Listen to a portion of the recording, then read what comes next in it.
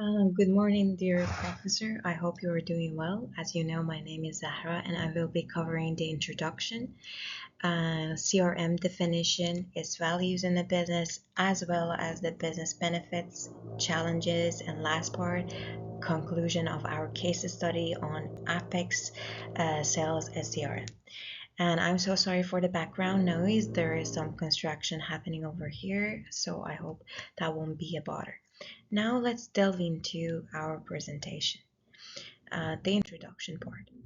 Let me start with a simple observation. Businesses have always collected data about their customers. What has changed is what they actually do with it.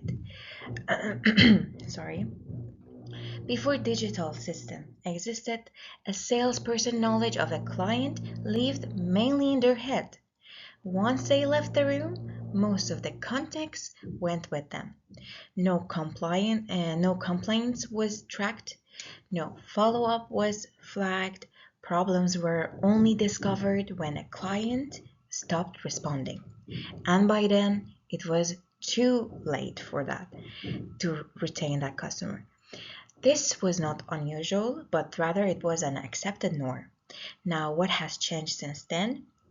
The IT presentation and the business strategy and business processes. Now, according to London, companies whose IT system align with their business strategy actually consistently outperform those that treat technology as afterthought.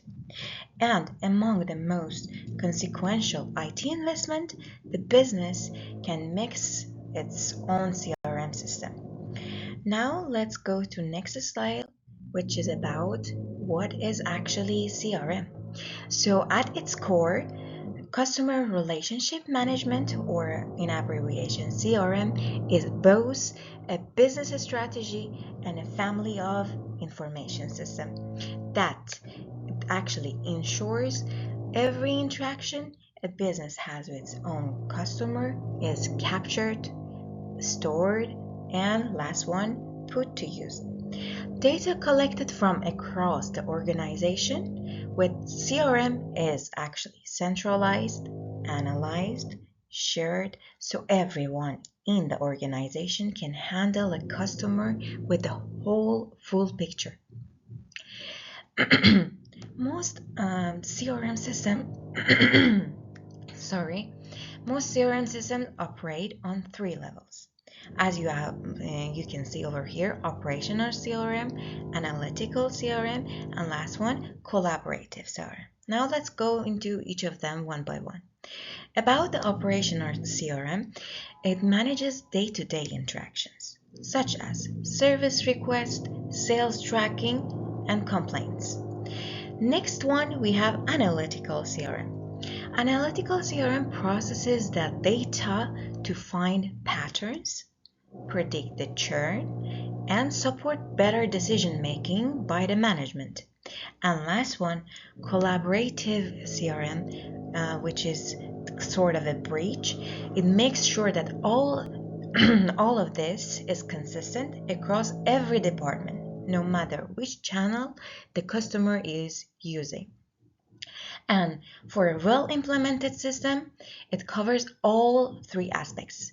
A poorly implemented one usually handles only the operational layer, and the real values get left behind.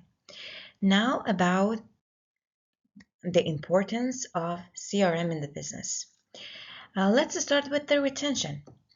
According to Peppers and Rogers, they estimated that acquiring a new customer costs between 5 to 7 times more than keeping an existing one, which is actually rational. When a customer leaves, you lose not just their value, you actually lose their value plus the cost of replacing them with a new customer. CRM actually helps prevent that by making it harder to unhappy customers to slip through unnoticed. So how it can do so? Follow-ups are automated, complaints histories are visible for everyone, when a customer actually contacts with the business. Patterns of disengagement can be caught before customers make the decision to actually leave the business. Then, and there is a question of decision making. With CRM, a salesperson and a sales manager view of the pipeline mostly comes from asking their team, which actually means that what they get as a feedback is just optimistic estimates, not the real data. Rather, CRM gives a real-time picture where leads actually are, which ones are moving and who is not engaged. According to Pape and Furrow, describe this shift as a moving from reactive to proactive management with CRM. Absolutely. The organization stops reacting to problems it covers too late and starts seeing them as they develop. Now let's go to next slide, which is about the business of CRM for businesses.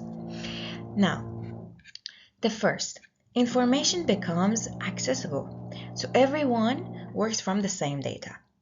No more piecing together what happened from scattered emails and memories. Second, we have follow-up quality improvement because the system automates the right action at the right time, not whenever someone gets around to checking their notes. Third, I guess this is kind of important. Reporting dashboard give a management a live view of what is happening. So pipeline volume, conversion rate, team activity that would otherwise take hours to compile.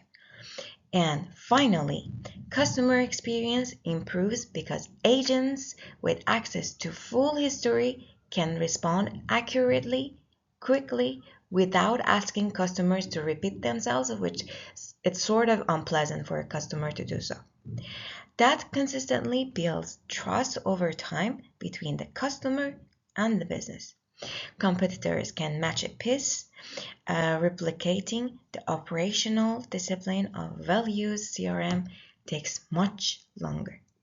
Now let's look for challenges and risk of CRM implementation. So, CRM implementation fail often and usually not because of the software and IT perspective.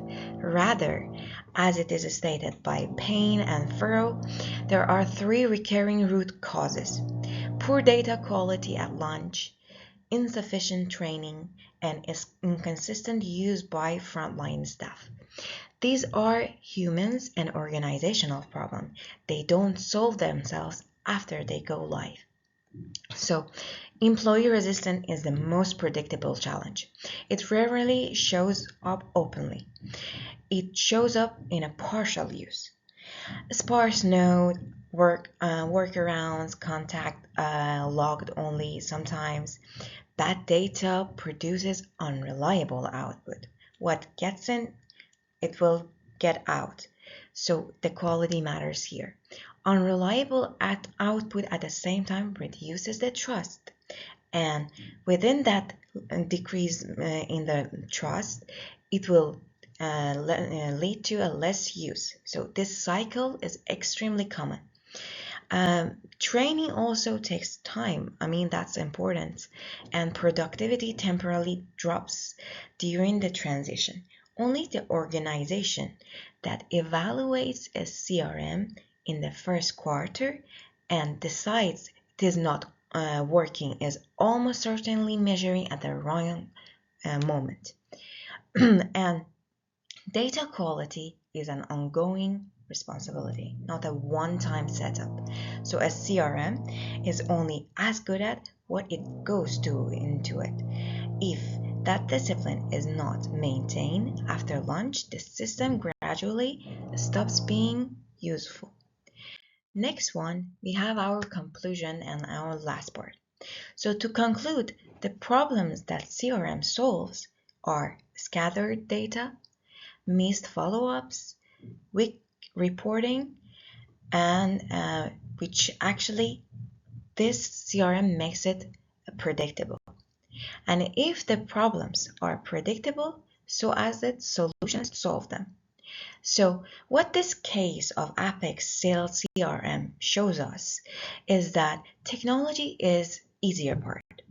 The harder part is organizational, getting people to use the system consistently, maintaining the data quality over the time, making sure the management relies on reporting rather than falling back on old habits. It's the matter of importance for successful CRM implementation.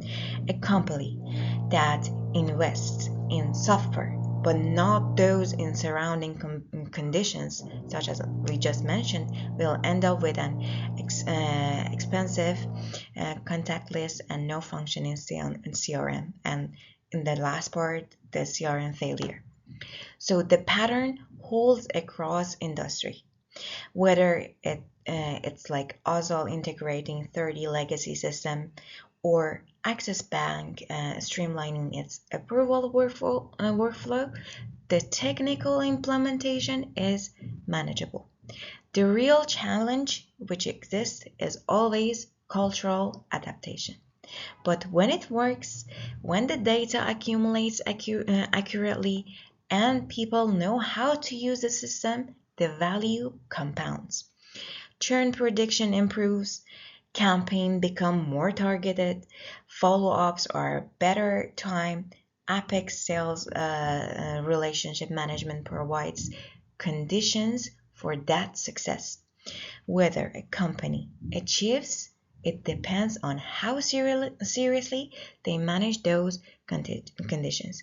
Thank you so much for listening, and these are the references that we have gathered for this case study.